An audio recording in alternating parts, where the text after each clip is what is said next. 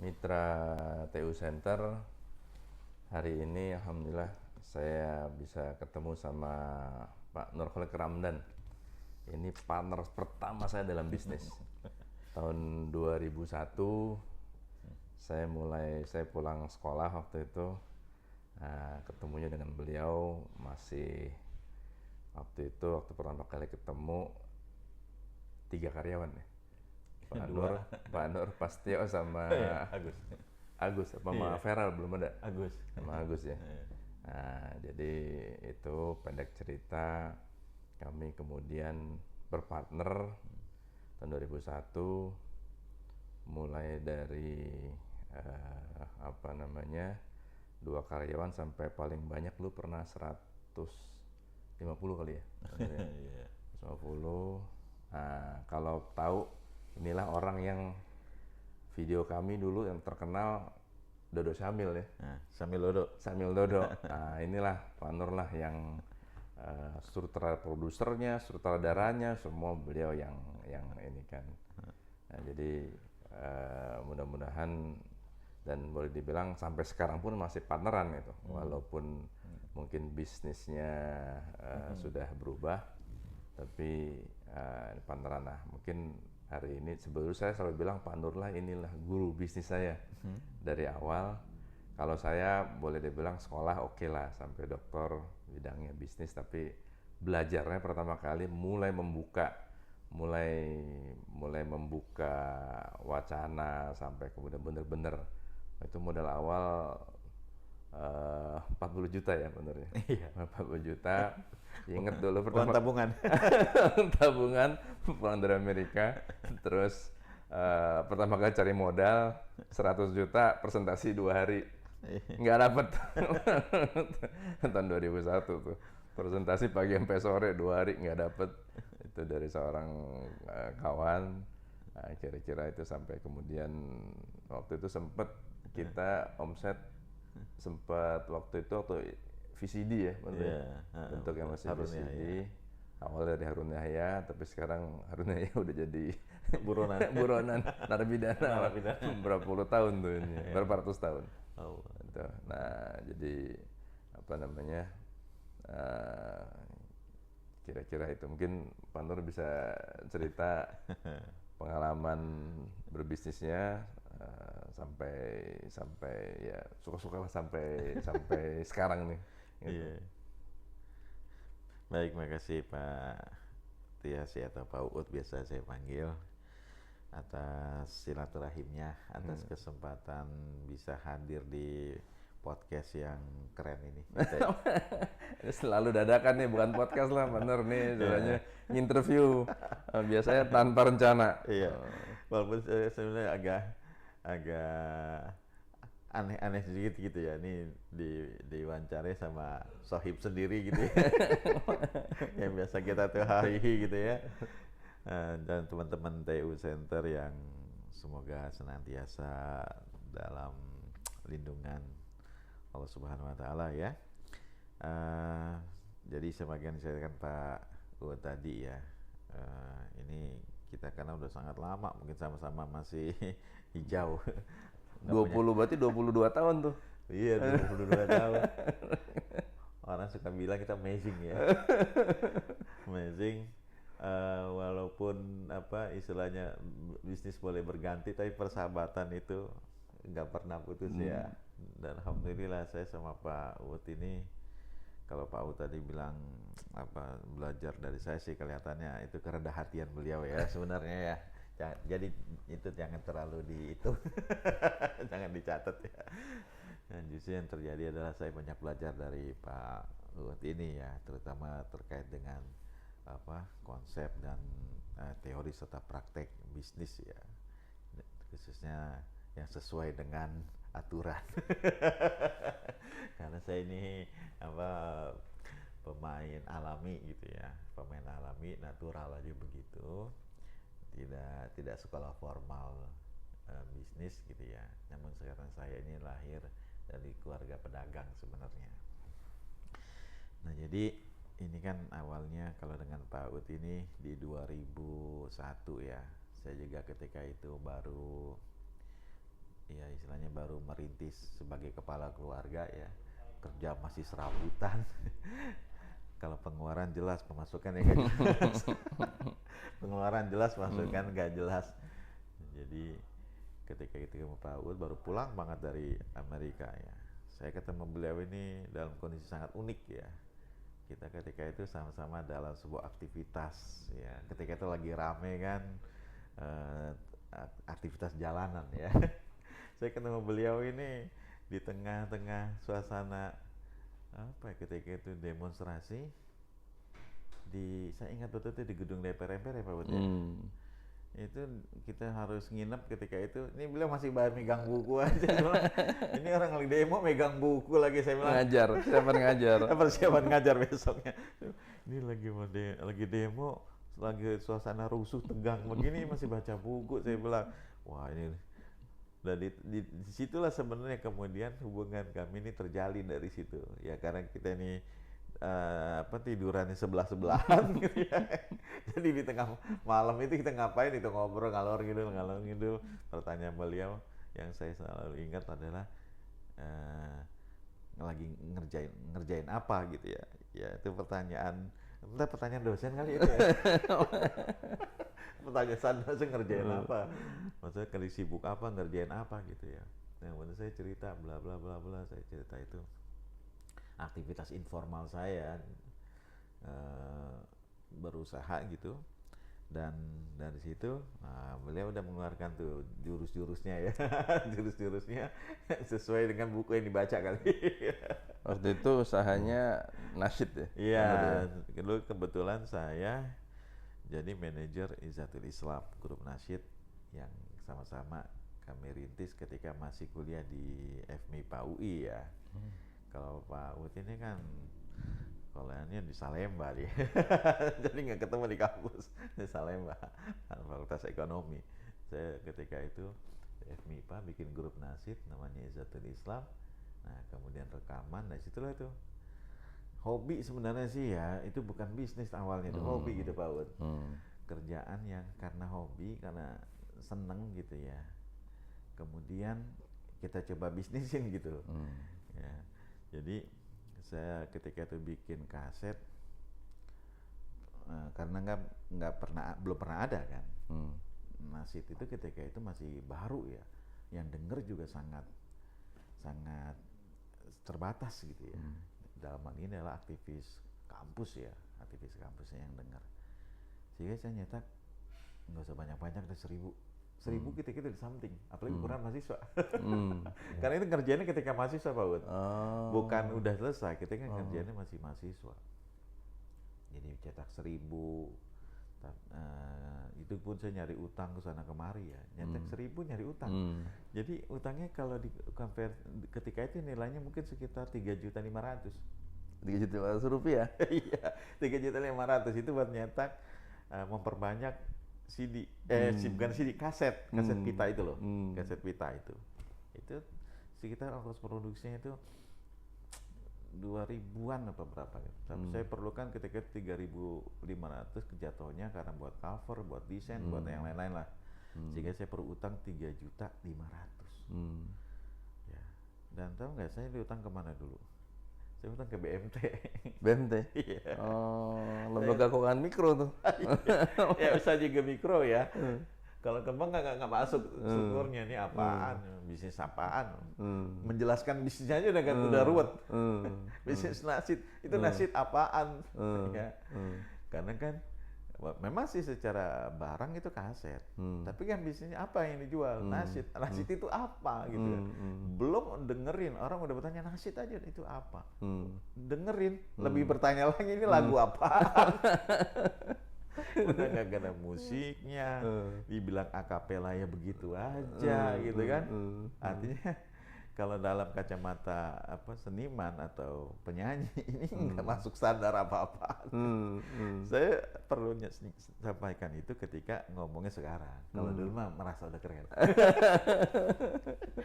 Ketika dulu merasa udah keren, udah cakep lah gitu ya. Tapi kalau ngikutin sekarang, ya cepok jidat saya. Astagfirullahaladzim, bikin kayak begini. Tapi di antara sekian keajaiban itu, adalah ada yang beli. itu itu kayak teka-teki Batman sama Robin. Ya, Batman sama Robin kan teka-tekinya begini. Superhero apa yang paling goblok? Ya, di antara sekian Avengers itu paling goblok apa? Ya, Batman. Kenapa emang? Lo tau nggak kenapa? Dia punya sayap nggak bisa terbang. Batman kan? Tapi ada yang lebih goblok lagi. Tahu nggak siapa? Robin. Tahu kenapa? Nggak tahu. Tahuan Batman goblok. Tahuan Batman goblok diikutin. Nah, tapi ada pertanyaan lagi. Kok mau Robin ngikutin Batman? Tahu nggak kenapa? Karena Batman punya mobil. Jadi aneh, Bang. Nah, jadi saya nggak bilang yang beli kaset Islam itu goblok, enggak. Cuma di awal saya bilang amazing. Jadi amazingnya adalah dari sekian itu adalah ada yang mau beli gitu ya. Dan saya yakin bahwa itu bukan karena tampilan. Orang beli bukan karena tampilan atau formatnya, tapi karena kontennya. Karena konten. Yang kemudian pembicaraan atau isu konten ini menjadi sangat relevan saat ini. Ya. Jadi sekarang orang kan berburu konten. Saking berburu konten itu orang apa yang gila-gilaan gitu kan, melakukan hal-hal yang gila gitu kan, bahkan sampai mempertaruhkan nyawa kan.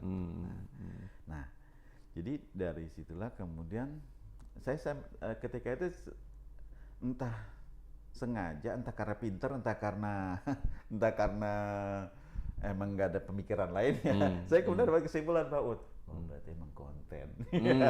Gitu ya. Konten is the king. Ketika saya udah dapat kesimpulan, konten is the king. Ketika itu, saya ngelihat begitu. Karena saya menyadari betul ketika produk itu bagaimana ya, karena tadi Pak Ud bilang, saya bersama teman-teman kan ketika meng-create segala macam, mengemas segala macam itu masih sendirian.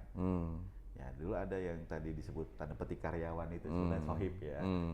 Ada sohib saya namanya Pak Setio itu ngerjain berdua produksi. Itu ngerjain begitu-begitu aja. Ya, istilahnya entah bisnisnya memang simple atau kita ngerjainnya terlalu barbar. Apa aja kita kerjain sendiri gitu ya. Terlalu barbar ngerjainnya, jadi kita kerjain semua sendiri. Kemudian kita produksi kayak orang jual pisang goreng aja, bukan seperti pisang goreng, tapi kayak produk pisang goreng aja, kayak produk rumahan gitu. Ya, kita bikin, kita jual, kemudian kita edarin sendiri. Tapi alhamdulillah ketika itu ya, walaupun sangat kecil ya, mungkin sekarang mikro banget, environment bisnisnya udah mulai ada gitu. Ya, udah ada. Jadi udah ada pasarnya, udah ada produsennya, udah ada distributornya. Jadi udah ada itu. Terbangun. Udah terbang ekosistem. Ekosistem itu udah ada, walaupun sangat simple ya, sangat simple, tapi ada itu ekosistem. Jadi ada market, ada produsen, dan ada distributor. Nah, saya ketika sudah pakai itu, jadi saya nggak ketika jadi produsen, saya sudah memposisikan diri sebagai produsen.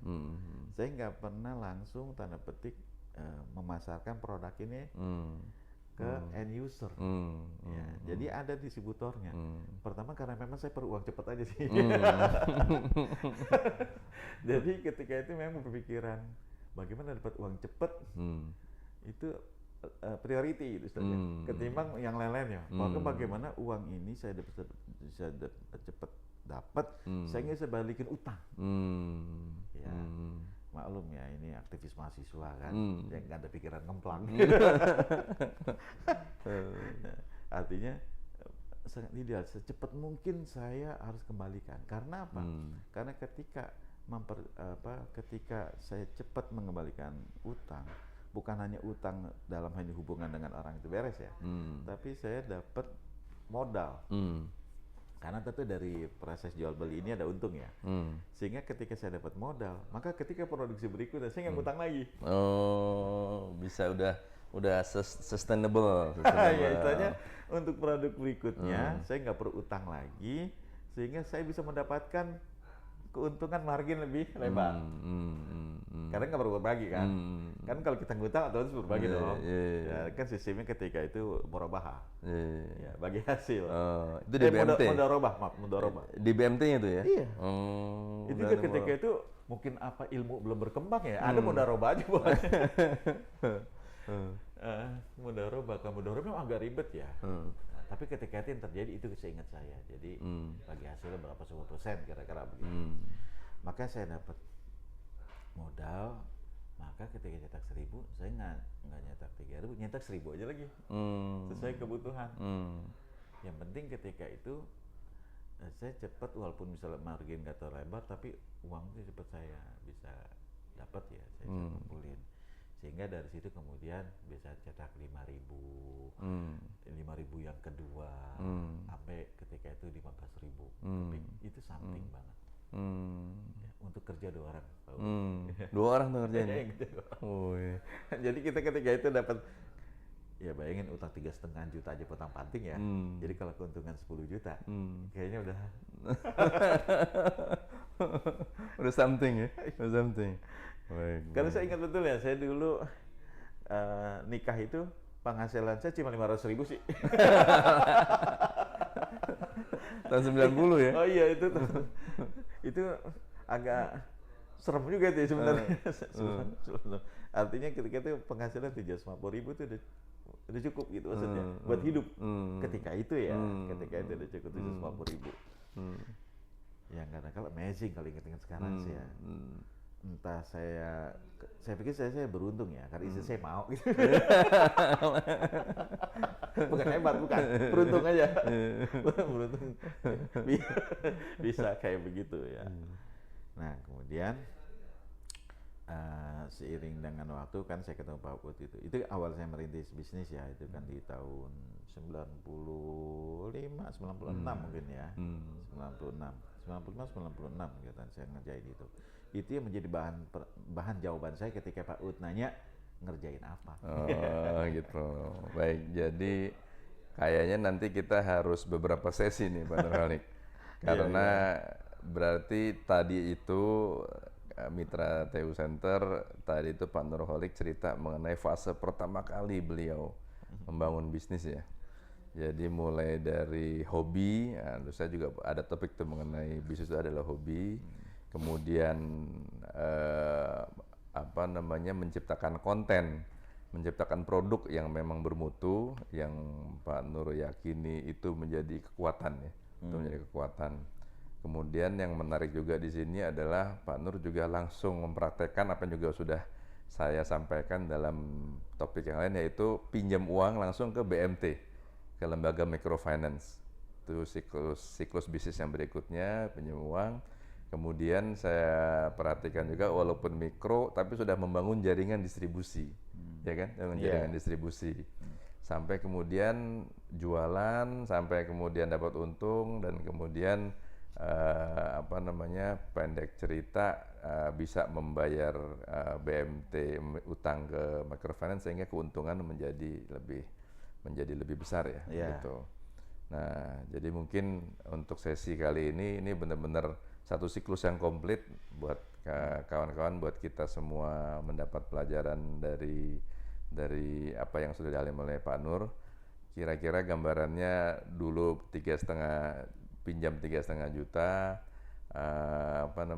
nah nanti mungkin di sesi berikutnya lebih ke setelah saya masuk ya, kita cerita nanti gimana ngedapetin kredit ke bank, gimana kita pergi ke Turki, kita pergi ke Mesir mencari produk, kemudian nanti gimana bisnis VCD turun, bisnis turun, itu panjang itu. gitu. Nah, jadi mungkin itu nanti di topik berikutnya. Sementara ini kita cukupkan dulu sampai di topik pembicaraan hari ini. Terima kasih banyak Pak Nur. Nanti Sama-sama, Pak Ut. kita lanjutkan lagi di topik berikutnya. Terima kasih.